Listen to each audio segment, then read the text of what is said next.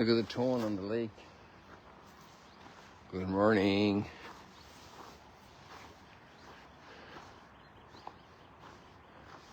It's actually changing every moment, every minute. I decided to start a little before the sunrise because the cloud will be competing with us for sun disk time, and the colors 3 or 4 minutes ago were really bright. It's gone into a little darker phase at the moment.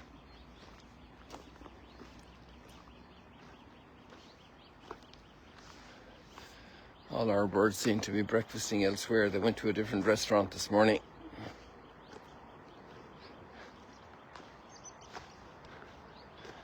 I don't know if you noticed also the hues here, but they're coming from the clouds up there that are being touched by the sun as well.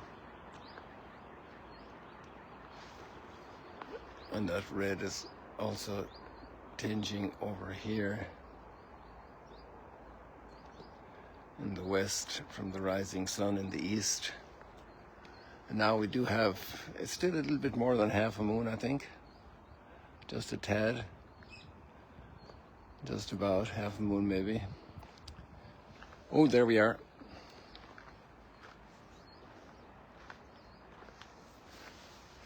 And that's one of the reasons why I came, because I didn't want to miss any of it, because that big cloud on top of it is going to take it in, but at least here we get a little glimpse.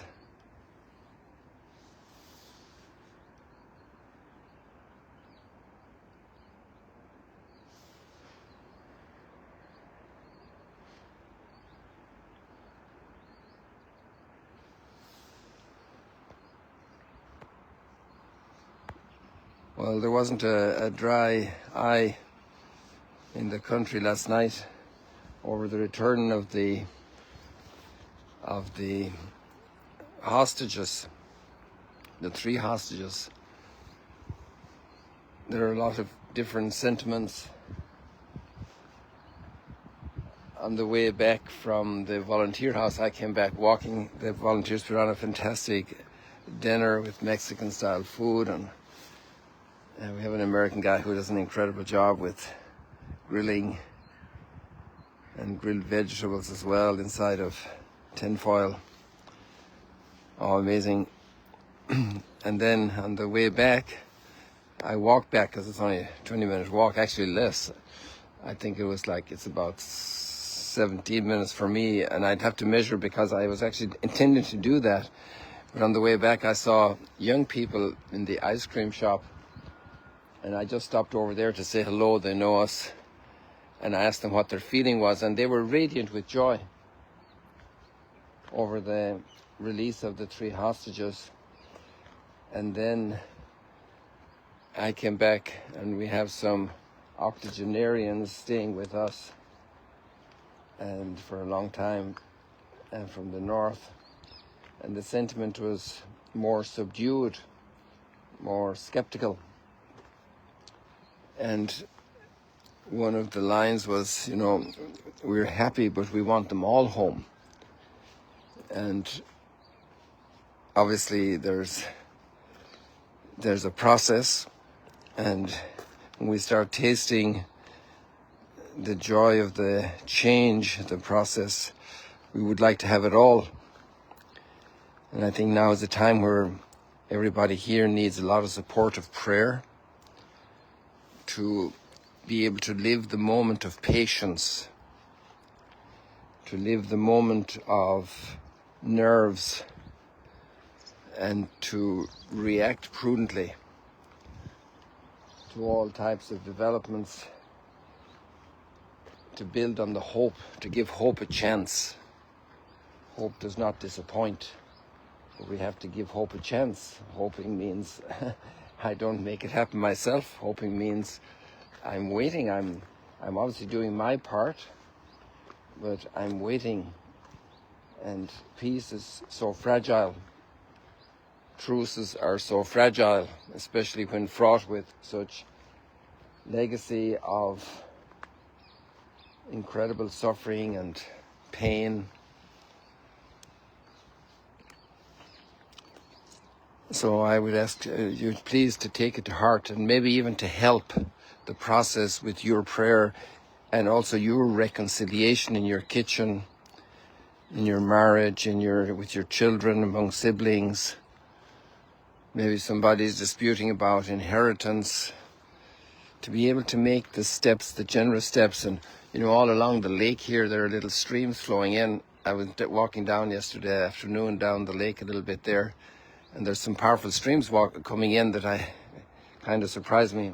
I can't wait until I get the chip on the phone fixed and be able to go back on the more usual longer sunrise stroll and chat trails, God willing. And so all of us can, in our little efforts of reconciliation, are like little streams pouring into the big lake, the big ocean of peace that humanity needs. We just absolutely need it. We can't be living like this at each other's throats the whole time. It can't be like that. There has to be another way. And we have to find the way and the will.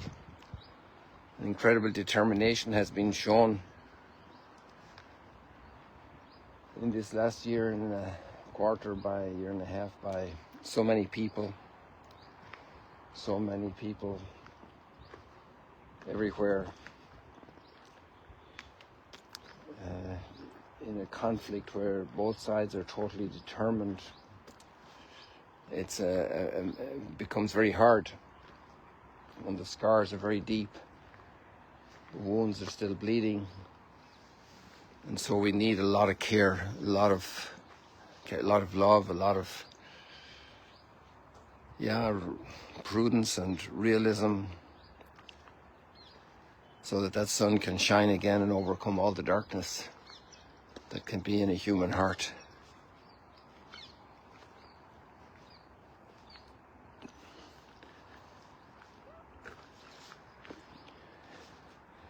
So let's contribute with our prayer and with our efforts of reconciliation in our own hearts, our reconciliation with God and with the people around us. That's not indifferent. No prayer is wasted. It's just not indifferent. No prayer is wasted. Every prayer counts. Every good wish counts. Every lifting of the human spirit counts. Every bit of it. Maybe we can get some inspiration today in the readings. There's a very powerful psalm, Psalm 110. It's a messianic psalm. You are a priest forever in the line of Melchizedek. Melchizedek is a fellow in Jerusalem that doesn't have its mysterious figure, a mysterious person. And Abraham meets him and he blesses Abraham. And unlike the Levitical priests, he didn't have ancestors or descendants, and that's taken up then in the first reading today in the letter to the Hebrews, interpreting who Jesus is in the light of these lines understood in a new way after the experience of the gift of God to us to reconcile us on Calvary. Very hard battle, very determined people. But Jesus was determined to forgive. Jesus was determined to let himself be the sacrifice of reconciliation. And the letter to the Hebrews addresses all of this, or processes all of this in the backdrop of the Yom Kippur, of the ultimate reconciliation with God.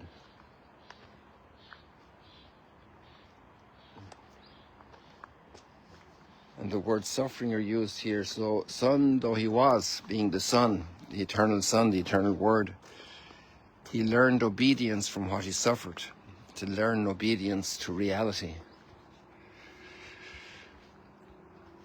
From what he suffered. And the Father allows the Son to suffer. The Father doesn't impede this. The Father doesn't intervene because humanity is so broken and so deformed by hatreds and hostilities and violence. And now with this divine power, Son he was, and he goes through in human nature, but with the redeeming love, the ultimate sacrifice.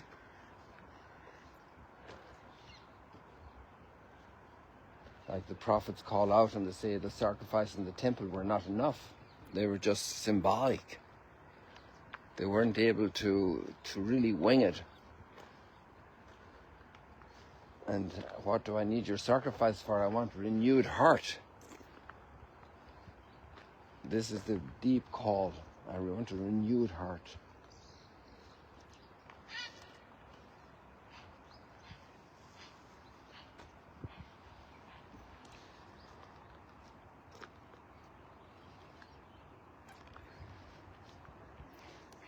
And so here the author of the letter to the Hebrews says Christ didn't take this honor on himself, but he was assigned, you are my son, this day I have begotten you. You are a priest forever, according to the order of Melchizedek. So this line is taken in. Actually, when we're ordained priests, this psalm is also prayed. You are a priest forever, in the line of Melchizedek, which is a participation in the priesthood of Christ. That's the theological understanding of our priesthood in the church. In a very deep union with Christ, the head offering himself for his people, making that present through the Eucharist, through the forgiveness of sin, through prayer, in a very, let's say, focused, concentrated way. That's a calling from God, that's a gift from God. Do this in memory of me.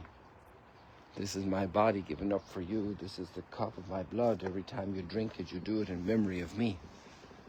The cup of salvation. So all these texts are very connected, and obviously this text is very clearly understanding the divinity of Christ. It's second or third, at least, generations of Christians are processing all of this.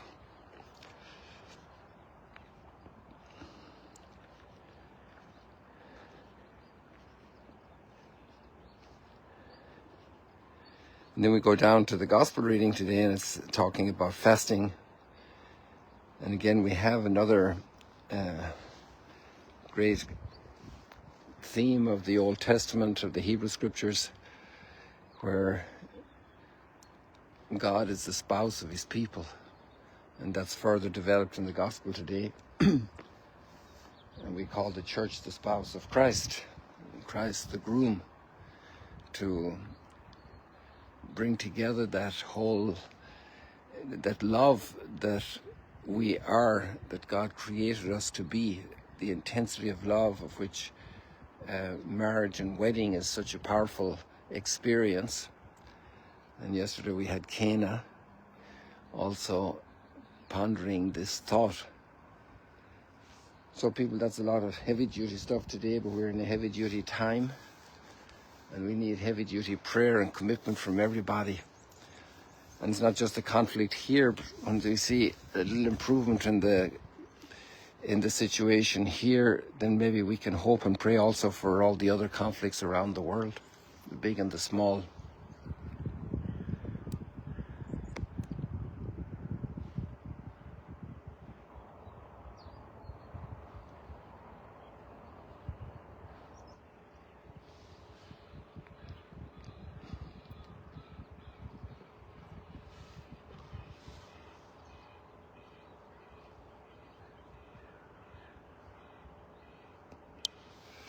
God bless you. See you later, alligators.